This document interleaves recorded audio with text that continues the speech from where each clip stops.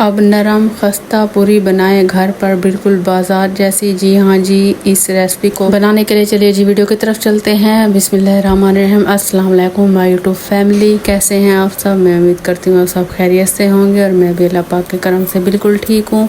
अल्लाह पाक आप सबको अपने हिफ्ज़ व अमान में रखे, आमीन। तो इसी नेक दुआ से आज की रेसिपी शुरू करते हैं जी। तो आज जो है ना, मैं आप लोगों के लिए लेके आई हूँ पूरी की रेसिपी, जो कि बनाना बेहद आसान है। तो चलिए जी रेसिपी स्टार्ट कर लेते हैं। और रेसिपी शुरू करने से पहले अगर आप मेरे चैनल पे न्यू हैं, जल्दी जल्दी चैनल को सब्सक्राइब कर लें, लाइक करें, शेयर करें, अच्छे कमेंट करें। तो चलिए जी आज की रेसिपी स्टार्ट करते हैं। अच्छा जी, पूरियाँ बनाने के लिए यहाँ पे मैंने हस्बे ज़रूरत मैदा ले ली है और साथ में मैंने इसमें ऐड किया है चक्की का आटा, 2 चम्मच दही, नमक हस्बे ज़रूरत और घी। इन सब चीज़ों को अच्छी तरह मिक्स करके हम क्या करेंगे, इसकी अच्छी सी डो बना लेंगे।